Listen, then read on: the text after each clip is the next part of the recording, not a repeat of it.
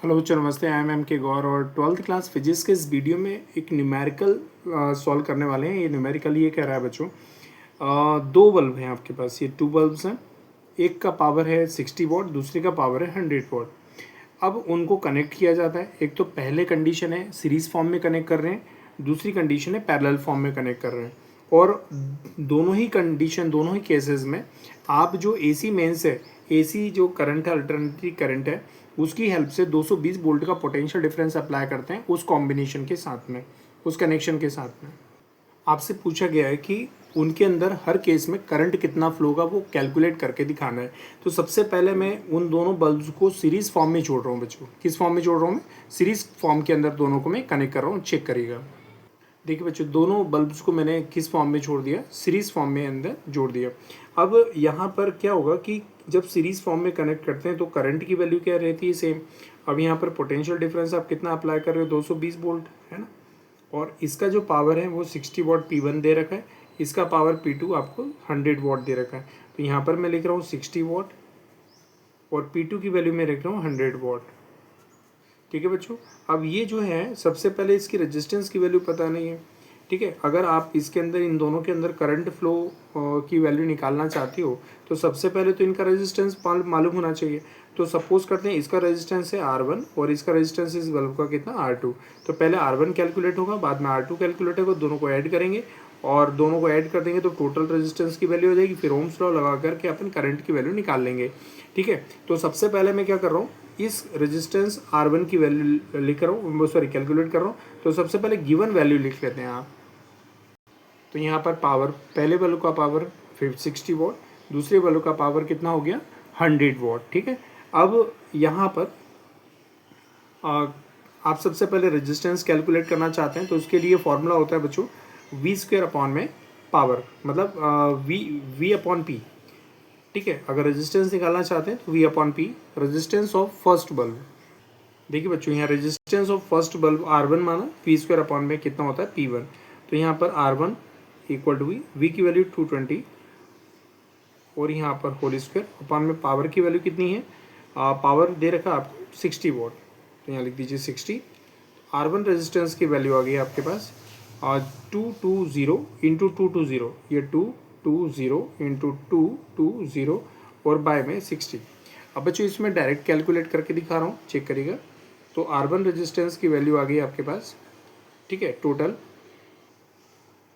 806.67। But बच्चों मैं calculate इसलिए नहीं करके दिखा रहा हूँ, अदरवाइज वीडियो क्या हो जाएगा, लॉन्ग हो जाएगा, तो आपका टाइम लॉस हो जाएगा, इसलिए आप कैलकुलेट करिएगा। ये ओम में वैल्यू आ गई। ठीक है, ये पहले बल्ब का रेजिस्टेंस आ गया।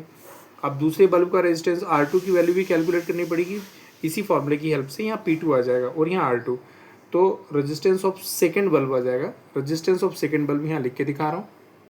देखिए बच्चों, यहाँ पर V² अपॉन में P2 हो जाएगा।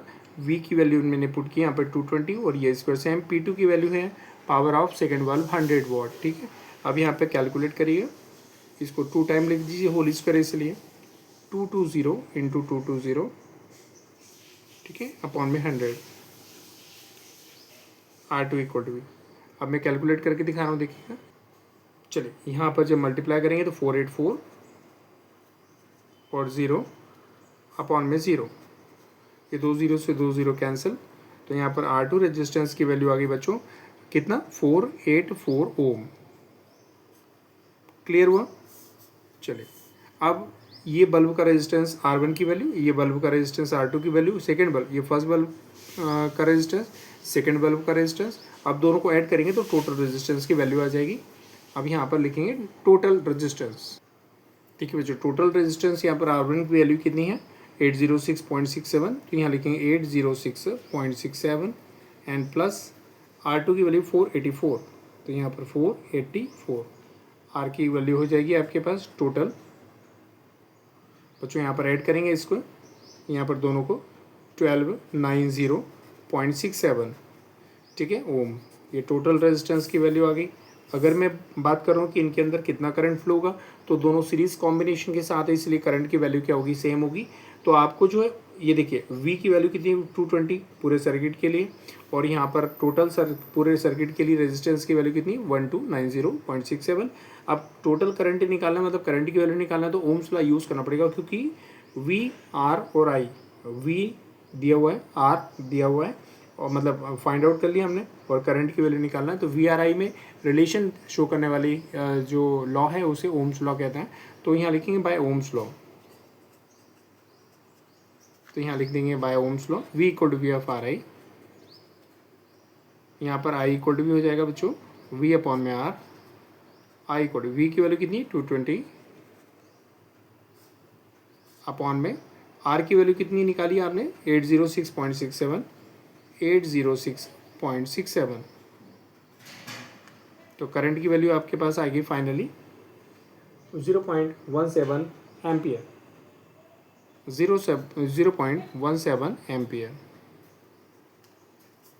तो ये सीरीज़ जो कॉम्बिनेशन है उसकी केस हम लोगों ने सॉल्व की।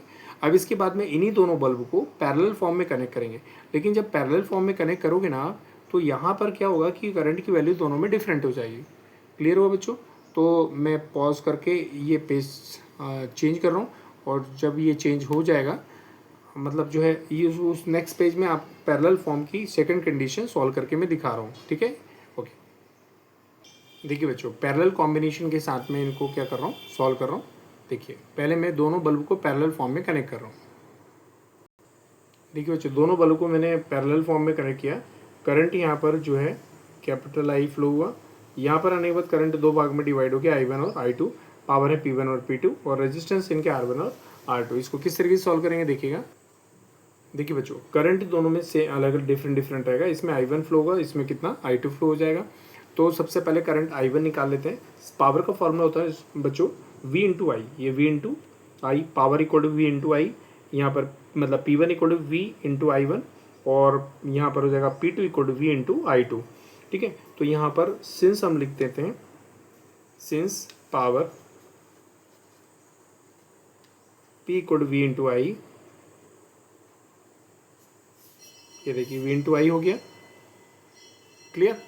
अब यहाँ पर क्या करेगा, current of bulb, current passes through bulb, first bulb, ऐसा लिख सकते हैं।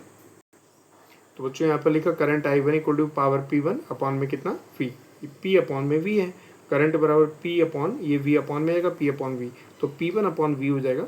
तो current I1 equal to P1 की वैल्यू कितनी दे रखी है देखिए, P1 60 वॉट है पहले बल्ब का जो पावर है वो, और पोटेंशियल डिफरेंस है 220, दोनों बल्ब के लिए सेम रहेगा। तो यहाँ पर I1 की वैल्यू कितनी आ गई देखिएगा, ये 0 से 0 कैंसिल, 6 को 22 से डिवाइड करेंगे तो बच्चों वैल्यू हो जाएगी 0.273 एम्पियर।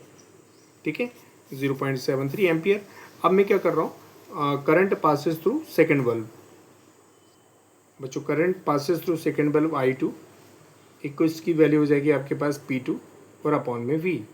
तो यहाँ पर हो जाएगा I2 equal to V of P2 की वैल्यू कितनी हो जाएगी आपके पास 100 वॉट बल्ब है, और यहाँ पर 220, 0 से 0 कैंसिल। तो यहाँ पर I2 की वैल्यू हो जाएगी 10/20। जब डिवाइड करोगे 10 को 20 से तो आंसर आएगा 0.454, 0.454 एम्पियर। ठीक है बच्चों, तो ये सेकंड बल्ब में पास होने वाले करंट की वैल्यू आ गई। तो आपने जो फर्स्ट केस थी वो कौन सी सॉल्व की थी, पेज में पलट के दिखा रहा हूँ। ये देखिए, ये फर्स्ट केस की थी, और आपने सीरीज़ फॉर्म में उनको कनेक्ट किया था। इसके बाद में आपने टोटल करंट की वैल्यू निकाली थी आपने, मतलब दोनों बल्ब में पास होने वाले करंट की वैल्यू सेम रहेगी। तो ये करंट की वैल्यू आई थी 0.17 एम्पियर। अब इसके बाद में सेकंड पेज में आपने पैरेलल फॉर्म में कनेक्ट किया था। ये सेकंड पेज है, इनको कनेक्ट करने के बाद में आपने क्या किया, पैरेलल फॉर्म में कनेक्ट किया, और डिफरेंट दोनों में जो अलग अलग करंट फ्लो हो रहा था उनकी वैल्यू कैलकुलेट की। तो बच्चों आज के इस वीडियो में इतना ही काफ़ी। Thank you so much.